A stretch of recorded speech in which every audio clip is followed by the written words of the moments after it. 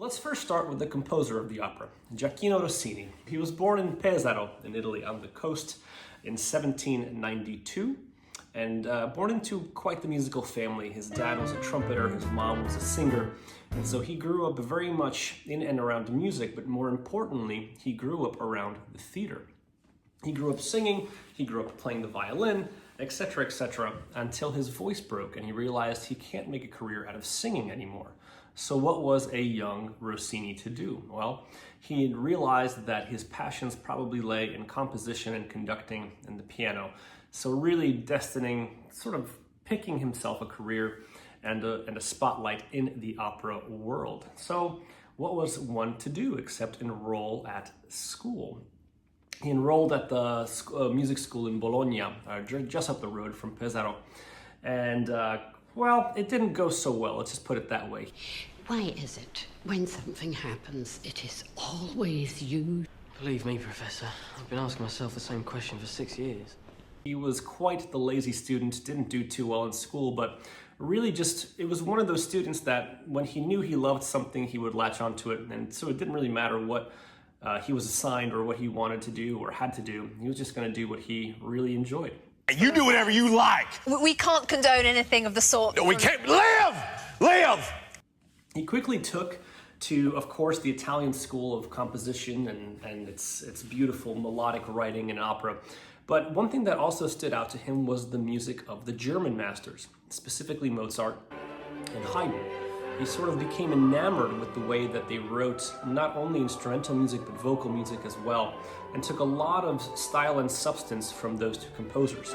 In fact, we'll later look and see just how similar Barber of Seville is to some of Mozart's masterpieces, including The Marriage of Figaro, which is ironically the sequel to The Barber of Seville, yet written by Mozart many, many years prior to Rossini's Barber of Seville. We'll get into that in a second, how that came about. But it's an amazing sort of comparison when we start looking at the Act 1 finale, the ensemble finale between Barber of Seville's Act 1 finale and Marriage of Figaro's Act 2 finale. How similarly they're structured, where characters continue to enter, the music becomes more active, a bit faster and faster, the action seems to unfold so naturally. And it would truly set the stage for years and years and generations of opera to come.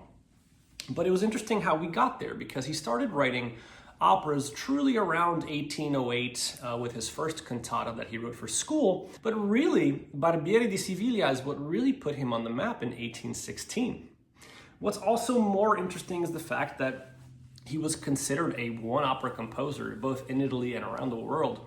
No matter what he wrote after Barber, it was sort of destined that he was going to be known as the composer that wrote Barber of Seville. It's only later that we started doing his other works like William Tell and Italiana in Algerie and etc.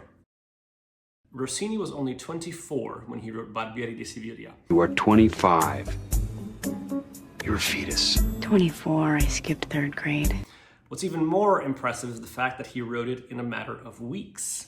In fact, the process of writing the opera, rehearsing the opera, and performing the opera happened all in under 1 month.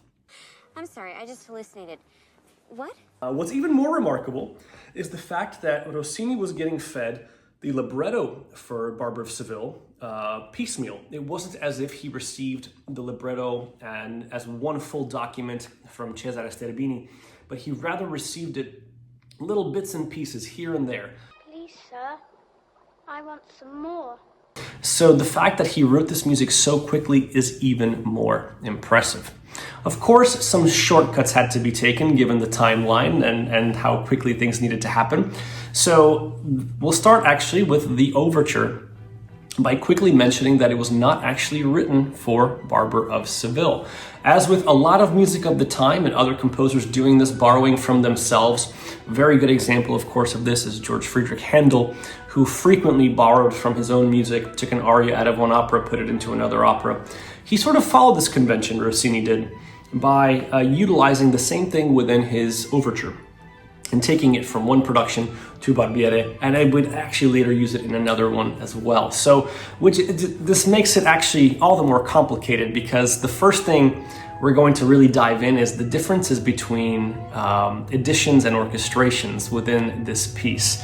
And I'll start with mentioning something really interesting, that the difference in orchestrations that exist is so problematic and still is so enshrouded in mystery. The orchestra you're going to hear perform this, of course, our amazing friends and partners at the Charleston Symphony. The orchestration that we are using is truly what Rossini envisioned in his original Barber of Seville, a very small group. One of the staple features being the use of piccolos. Within the flute family, you'll hear these high, bright piccolos, very, very agile. But you'll also hear a lack of a lot of sort of depth and big thunderous sonorities. You're not really going to hear any trombones. You're not going to hear any tuba. In fact, you're not even going to hear the timpani outside of the overture.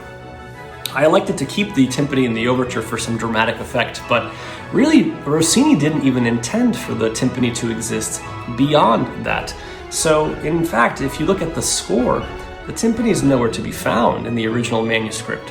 So there's a lot of conventions and interesting things that we are navigating as we choose to, of course, do and put on this amazing production. So join me next time as we dive into some of the even bigger, deeper mysteries of the editions and more. Until next time, this is Wojciech Milewski, Music Director of Charleston Opera Theater. Thank you so much for joining. See you next time.